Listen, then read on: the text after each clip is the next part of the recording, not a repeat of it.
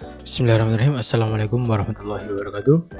Selamat pagi, siang, sore, atau malam anak-anak ketika kalian buka video ini. Nah, pertemuan kali ini marilah kita melanjutkan bab yang kemarin ya. Kemarin kita telah membahas tentang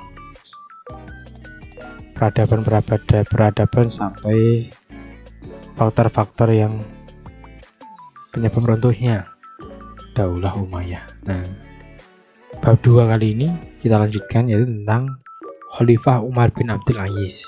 Khalifah Umar bin Abdul Aziz. Yang pertama yaitu mengenai riwayat hidup beliau. Khalifah Umar bin Abdul Aziz lahir di kota Madinah pada tahun 63 Hijriah atau 683 Masehi. Nama lengkap beliau adalah Abu Hafs Umar bin Abdul Aziz bin Marwan bin Hakan bin As bin Umayyah bin Abu Syams. Ibunya bernama Laila binti Asim bin Umar bin Khattab. Khalifah Umar bin Abdul Aziz merupakan keturunan dari Umar bin Khattab dari garis ibunya. Umar bin Abdul Aziz adalah khalifah ke-8 Daulah Bani Umayyah yang berpusat di Damaskus. Beliau memerintah selama kurang lebih 2,5 tahun. Beliau mendapat julukan dari umat Islam sebagai Umar bin Khattab kedua. Beliau sangat disegani oleh kalangan yang menjadi lawan politiknya. Beliau merupakan satu-satunya khalifah Daulah Bani Umayyah yang tidak mendapat celaan dari khalifah Bani Abbasiyah. Ketika masih kecil, Umar bin Abdul Aziz sering berkunjung ke rumah paman ibunya, Abdullah bin Umar bin Khattab. Setiap dia kembali dari rumah paman ibunya tersebut, ia sering mengatakan bahwa ia hidup seperti kakeknya.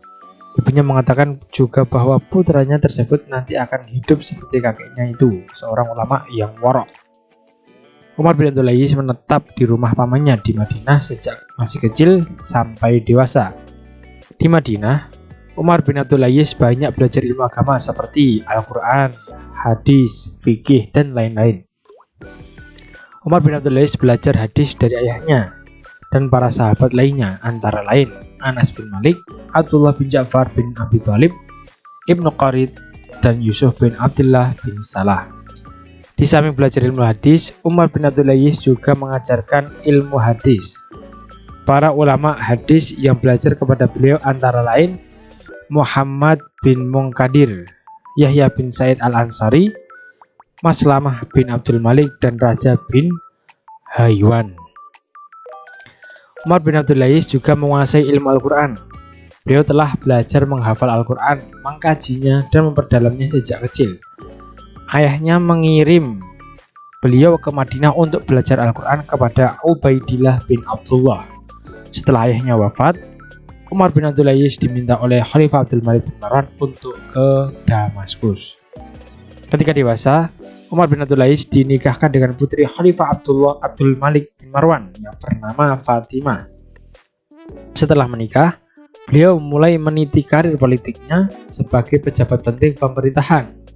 Umar bin Abdul Aziz kemudian diangkat sebagai seorang gubernur di Hijaz pada tahun 87 Hijriah dengan berkedudukan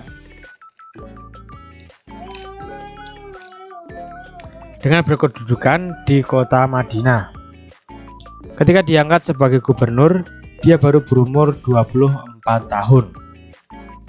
Pengangkatan Umar bin Abdul Aziz sebagai khalifah terjadi pada masa pemerintahan Khalifah Al-Walid bin Abdul Malik atau Al-Walid I.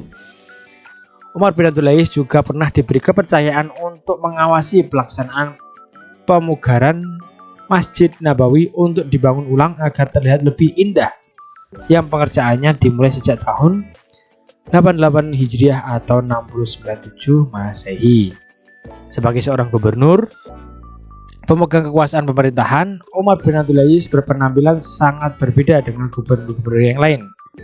Dalam melaksanakan pemerintahan, dia bertindak sangat adil dan bijaksana.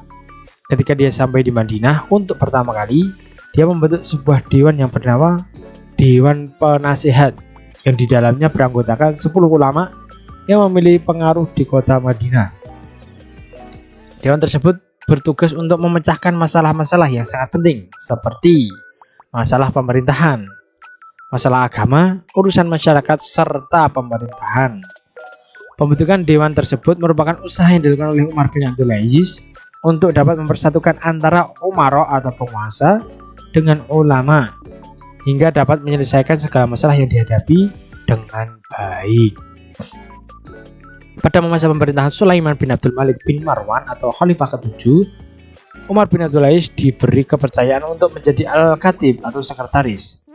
Pada saat Khalifah Sulaiman bin Abdul Malik sakit, beliau membuat surat wasiat yang isinya bahwa setelah Khalifah Sulaiman wafat, yang berhak menggantikannya sebagai khalifah adalah Umar bin Abdul Aziz. Sedangkan Yazid bin Abdul Malik atau saudaranya diminta untuk menggantikan kedudukan Umar bin Abdul Aziz kelak di kemudian hari. Setelah selesai membuat surat wasiat, Khalifah Sulaiman wafat pada tahun 717 Masehi. Penasihat Raja bin Haywan kemudian mengumumkan pengangkatan Umar bin Abdul Aziz dan meminta kepada masyarakat melakukan baiat sebagai bukti kesetiaan mereka terhadap khalifah baru. Pemerintahan itu pun dipenuhi. Permintaan itu pun dipenuhi oleh masyarakat. Dengan demikian, Umar bin Abdul Aziz telah sah menjadi khalifah menggantikan Sulaiman bin Abdul Malik. Umar bin Abdul Aziz menerima amanah sebagai khalifah dengan mengucapkan Inna lillahi wa inna ilaihi raji'un. Beliau mengucapkan hal tersebut disebabkan beliau telah merasa terbebani oleh tugas dan tanggung jawab yang sangatlah berat.